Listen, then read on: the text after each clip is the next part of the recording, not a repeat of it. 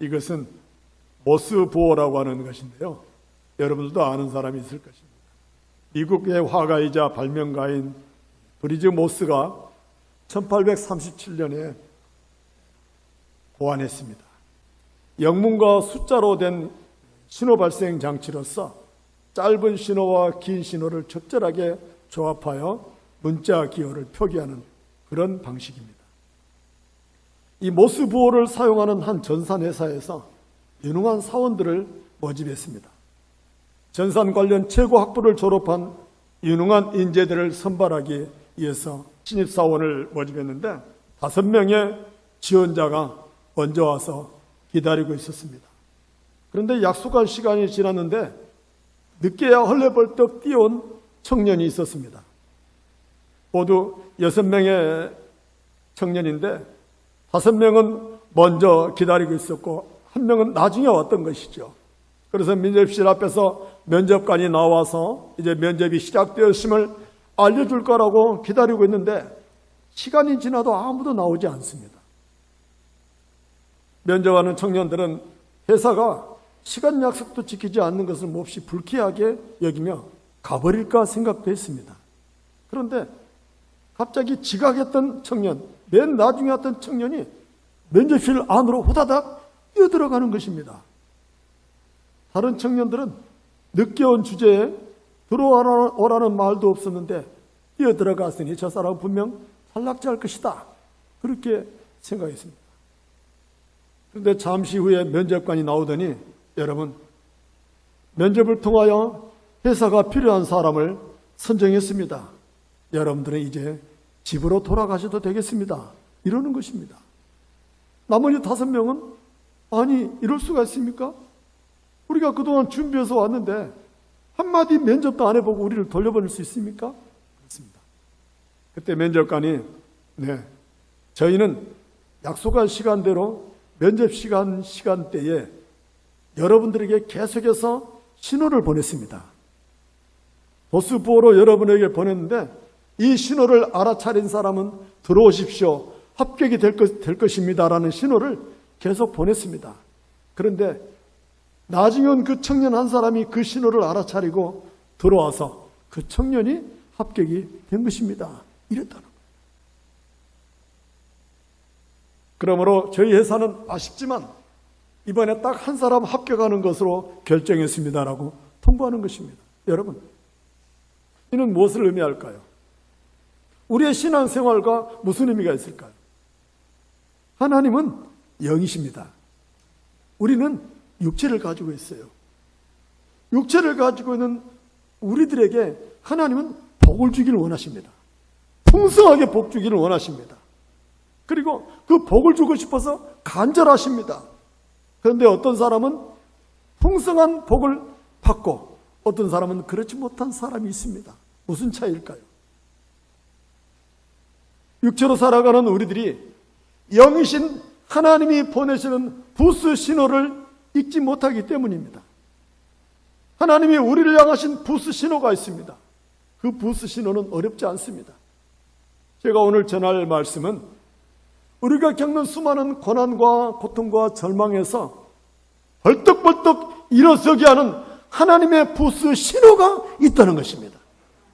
하나님이 우리에게 보내고 우리 또한 하나님께 보내는 부스 신호를 알아차린 사람은 하나님으로부터 주시는 은혜와 영광을 누리게 될 줄 믿습니다. 그렇다면 하나님이 보내시는 이 부스 신호는 어떤 것이 있을까? 오늘 본문의 말씀 20절을 다 같이 읽어보겠습니다. 시작. 이에 백성들이 아침에 일찍 일어나서 드고와 들러 나가니라. 나갈 때 여호사밧이 서서 이르되 유다와 예루살렘 주민들아 내 말을 들을지어다. 너희는 너희 하나님 여호와를 신뢰하라. 그리하면 견고히 서리라. 그의 선지자들을 신뢰하라. 그리하면 형통하리라 하고 그렇습니다. 이 말씀은 여호사밧 왕에게 하나님의 응답이 전해졌습니다. 선지자 야하시엘로 말미암아 이 전쟁에서 두려워하지 말라. 이 전쟁은 하나님께 속하였다라는 그러한 예언을 듣습니다. 그러면서 여호사밧 왕이 백성들에게 담대하게 외칩니다. 여호와를 신뢰합시다. 하나님의 보내신 선지자를 신뢰합시다. 그러면서 여호사밧 왕이 찬양대를 조직하고 거룩한 예복을 입혀 모든 군대 앞에서 찬양하며 나아가게 했던 것입니다. 여러분, 전쟁이 일어났으면 무기를 준비하고 군대를 정비하면서 싸울 준비를 해야 옳지 않습니까? 그런데 여호사밧 왕은 찬양대를 준비시켰던 것입니다. 그리고 찬양대를 군대 앞에 세웠습니다. 어떻게 이렇게 이해할 수 없는 방법으로 전쟁을 준비할까요? 그것은 여호사밧 왕이 야시엘 선지자를 통해서 전해지는 하나님의 음성이 들려졌기 때문에, 하나님의 말씀이 믿어졌기 때문에 찬양대를 준비한 것입니다. 창과 칼과 무기와 군대를 준비하는 것이 아니라 하나님의 말씀이 믿어졌기 때문에 하나님을 찬양하게 하여 찬양대를 준비했다는 거예요. 여호사밧이 백성들을 모아놓고 의논합니다. 여러분, 선지자가 이렇게 우리에게 전쟁은 걱정하지 말라, 전쟁은 하나님이 책임지다 했으니 우리가 어떻게 하면 좋겠습니까? 서로 의논했습니다. 그랬더니 백성들이 하나님을 찬송합시다 하는 것입니다. 하나님을 찬송합시다. 이구동성으로 하나님을 찬송하자고 의견이 모아져 여호사밧 왕이 그러면 찬송할 사람들을 선택하고 그들에게 거룩한 예복을 입히라고 명령을 합니다. 여러분, 하나님을 찬양하는데 아무런 옷차림면 어떻겠습니까? 목소리만 좋으면 되지요. 말하는 분도 있겠죠.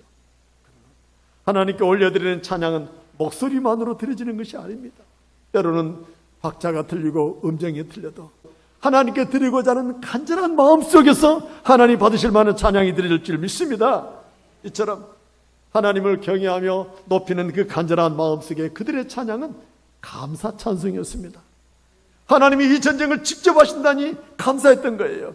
하나님 역시 최고십니다.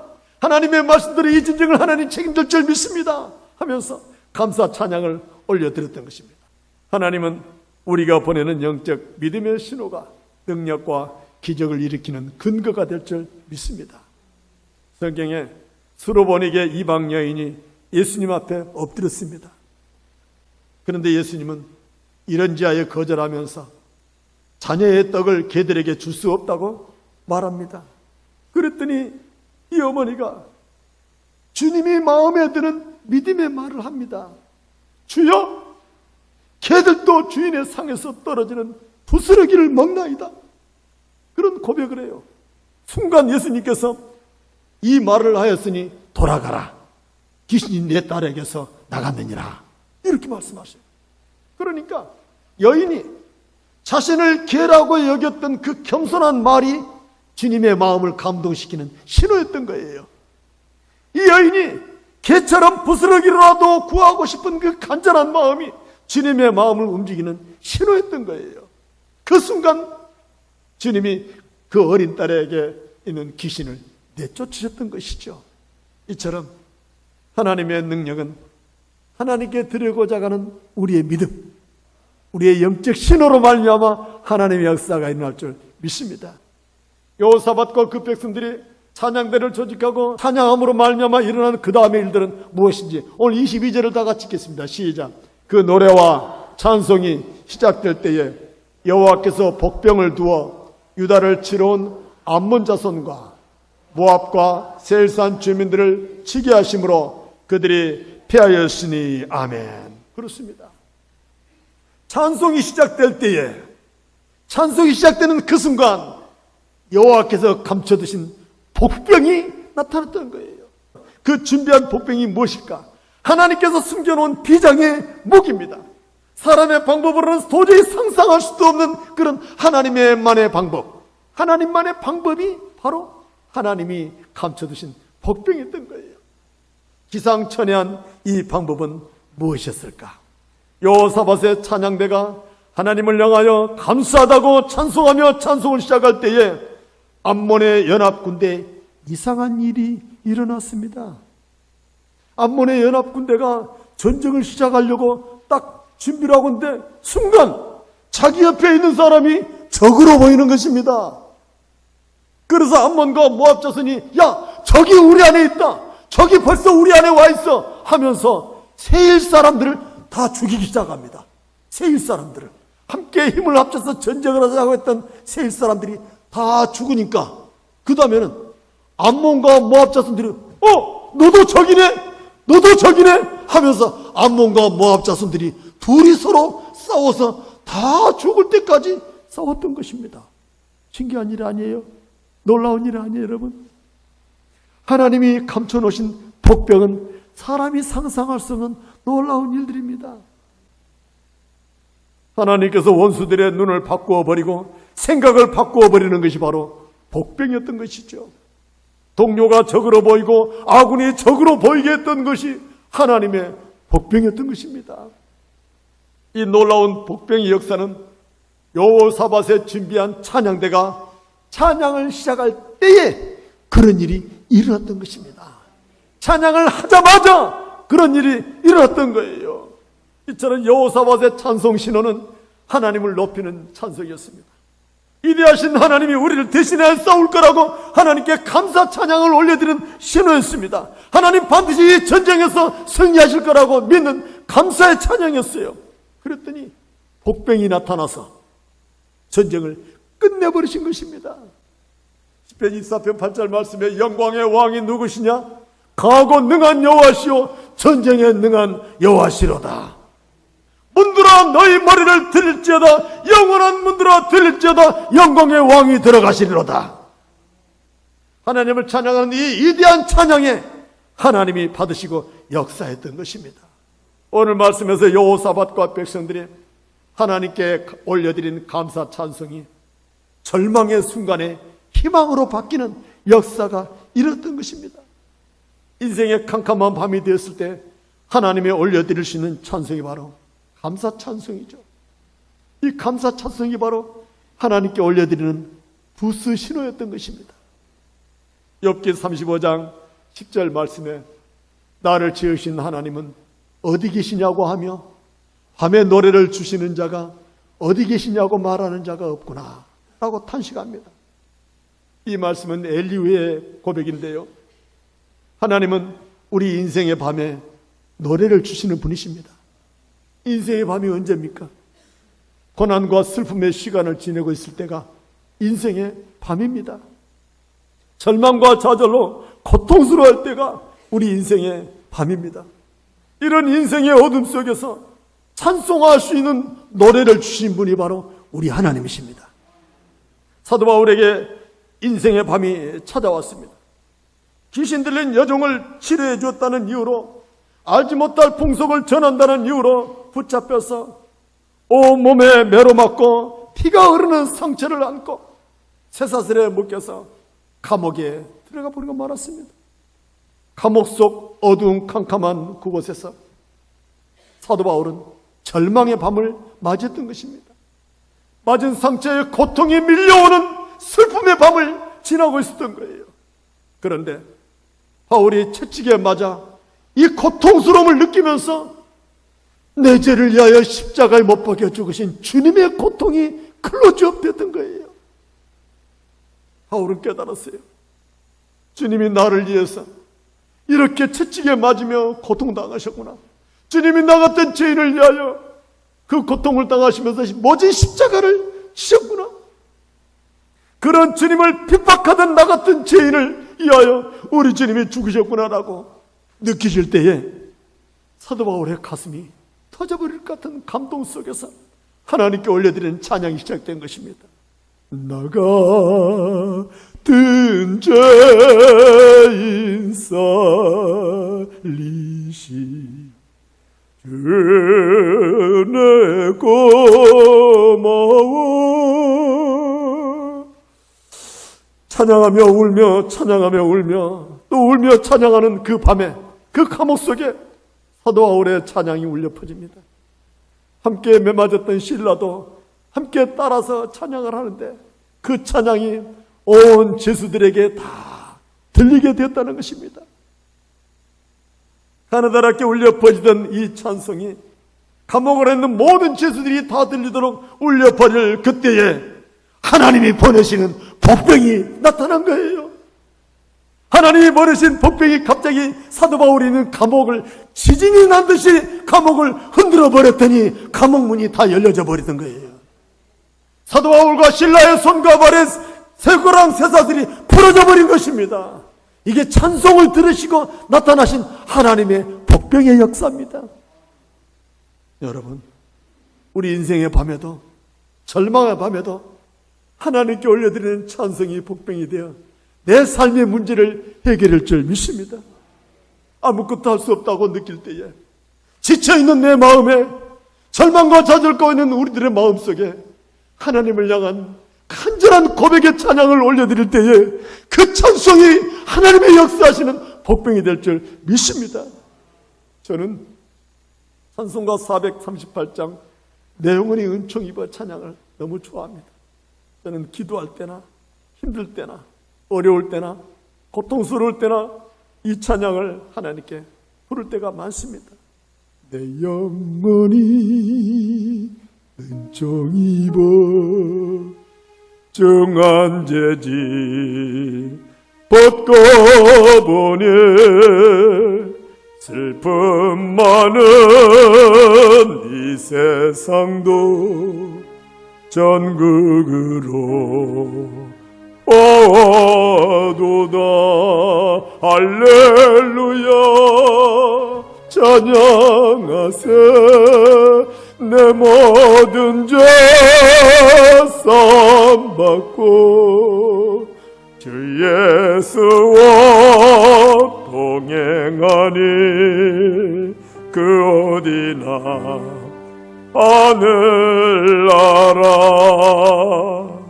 저는 정말 이 찬양을 할 때에 얼마나 마음이 간절인지 모릅니다. 지금 이 시간 주님, 내 영혼을 받으시는 주님과 동행하는 순간이 된 줄 믿고 저는 감사하며 찬양할 때에 내 마음의 슬픔에 기쁨이 찾아오고 절망 가운데 희망이 솟는 그런 느낌을 갖습니다. 이게 바로 제가 부르는 하늘에 올려드리는 하늘 비파입니다. 제 영혼이 맑아지는 하늘의 비파입니다. 내 영혼에 하늘의 비파가 울려 퍼지면 슬픔의 위로가 되고 절망도 소망이 될 줄 믿습니다. 이처럼 하나님께 올려드리는 찬송이 주님께 신호가 되어 내 마음의 위로와 평강을 주시는 것입니다. 여러분도 하나님의 보내시는 사인 앞에 하나님께 올려드리는 찬송을 통하여 여러분 하나님의 은혜의 역사의 시간을 경험할 수 있기를 축복합니다. 축복합니다. 제가 준비한 사진이 앉아 있는데요, 여러분 이게 뭘 의미합니까? 지금 이 선수들은 뭘 기다리고 있습니까? 여러분, 이 선수들은 지금 한결같이 길을 쫑긋 내세우면서 집중하여 듣고 있습니다. 무엇을 듣고 있을까요? 심판의 신호를 듣고 있는 것 아니겠습니까? 신호만 떨어지면 이 친구들은 전력을 다하여 달려갈 것입니다. 앞을 향하여 전심전력을 달려가듯이 하나님은 우리의 신호를 기다리고 계십니다. 하나님은 우리를 도우시려고 우리의 믿음의 신호를 기다리시는 거예요. 우리를 통해 영광 받으시려고 믿음의 신호를 기다리시는 거예요. 여러분, 하나님이 우리의 형편 모르시겠어요? 우리의 속사정을 모르시겠습니까? 우리가 겪고 있는 이 상황을 하나님이 모르시겠습니까? 아십니다. 아십니다. 다 알고 계시는 하나님께서 이 싸움은 내가 할 것이니 너는 가만히 있어. 내가 너의 하나님됨을 알지어다. 내가 너의 하나님이다. 너를 위한 하나님이다. 너를 도우실 하나님이다. 너는 나에게 신호만 보내다오. 내가 역사하리라 말씀할 줄 믿습니다. 여러분, 여호수아의 백성이 아말렉과의 전쟁이 시작됐습니다. 그런데 모세가 지팡이를 들고 산꼭대기에 올라가서 모세가 손을 들면 여호수아의 군대가 이기고 모세가 손을 내리면 여호수아의 군대가 졌습니다. 모세의 손은 하나님이 대신 싸우시는 전쟁의 신호입니다. 모세가 손이 내려올 때 하나님께서도 가만히 계시는 것 같습니다. 여러분, 이처럼 하나님은 우리에게 신호를 보내라고 말씀하십니다. 너의 믿음으로 외치는 그 신호에 내가 역사하리라고 말씀하시는 거예요. 여러분, 믿음의 신호가 찬송이 되었든지, 믿음의 신호가 기도가 되었든지, 믿음의 신호가 감사가 되었든지 우리의 입으로 선포하면서 하나님을 향하여 믿음의 신호를 올려보내면 하나님이 역사할 줄 믿습니다. 그러므로 여러분, 하나님께 우리의 신호를 올려드립시다.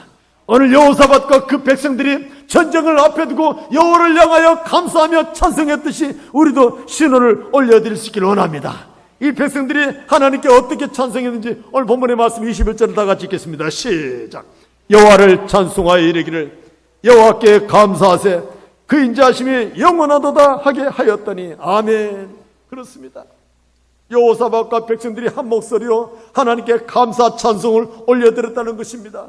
왕 되신 주께 감사하세 사랑 영원하리라 거듭난 영혼들을 위하여 그 사랑 영원하리라 찬양 찬양 영원히 신실하신 능력의 하나님 영원히 함께하리 영원히 아마 이 여호사밧과 백성들이 기뻐하면서 즐거워하면서 하나님이 하실 것을 기대하면서 하나님께 감사 찬양을 올려 펼쳤던 것입니다. 여러분, 이 찬양이 바로 하나님이 받으시는 찬양이었고 이 찬양이 신호가 되어 하나님의 역사가 일어났던 것입니다. 종교개혁자 마틴 루터는 찬양을 제2의 설교라고 말했습니다. 실제로 교회에서의 복음 전파는 목사의 설교와 찬양대의 찬양이 함께 어우러져서 역사가 일어나는 것입니다. 설교는 하나님의 말씀을 차려놓은 밥상이라면 찬양은 차려진 밥상에서 자기 것을 찾아먹는 것입니다. 찬양을 통하여 고백함으로 말미암아 오늘 말씀이 내게 하신 음성으로 들려지는 것입니다. 그래서 제가 설교를 끝낼 때 찬양으로 마무리하고 합심하여 기도하는 것은 오늘 전해진 하나님의 말씀이 귀로만 들려지는 것으로 끝나는 것이 아니라 내 입술의 고백의 찬양을 통하여 하나님 앞에 그 말씀 앞에 서고자 하는 간절한 마음의 고백을 하는 것입니다. 여러분, 그렇게 선포되지는 하나님의 말씀이 우리의 영혼을 만지고 우리의 영혼을 이끌어가게 될 줄 믿습니다. 그래서 감사 찬송은 하나님만이 이 상황을 구원하실 수 있는 구원의 능력이 됨을 선포하는 찬양이 바로 감사 찬양입니다. 감사 찬송은 하나님이 우리를 위하여 예비하신 풍성한 은혜를 내 것으로 삼는 것이 바로 감사 찬송입니다. 그러므로 하나님께 올려드리는 감사 찬송은 하나님께서 승리하게 하시는 출발점이 될 줄 믿습니다. 여러분, 신실하신 하나님은 우리를 절망 가운데 그대로 두고 보시지 않습니다. 우리의 감사 찬송이 신호가 되어 하나님의 역사가 일어날 줄 믿습니다. 비록 우리의 삶이 힘들고 고달프고 절망 가운데 있을지라도 여러분, 하나님께 감사 찬송을 통하여 영광 돌리며 우리의 삶의 현실을 바꿔볼 수 있기를 축복합니다. 하나님을 향한 이 예배 시간에 불려졌던 그 찬송이 한 주간 내내 내 삶을 통하여 입에서 흘러나오고 내 가슴에서 흘러나오고 마음에서 울려 퍼질 때에 그 말씀이 계속해서 이 한 주간 하나님께 보내는 신호가 될 줄 믿습니다. 그리하여 당신을 신뢰하는 백성들을 위하여 준비하신 복병, 그 복병이 우리의 문제를 해결하고 우리를 하여금 평강 가운데 여호와를 찬양하는 한 주간의 삶을 살게 할 줄 믿습니다. 할렐루야!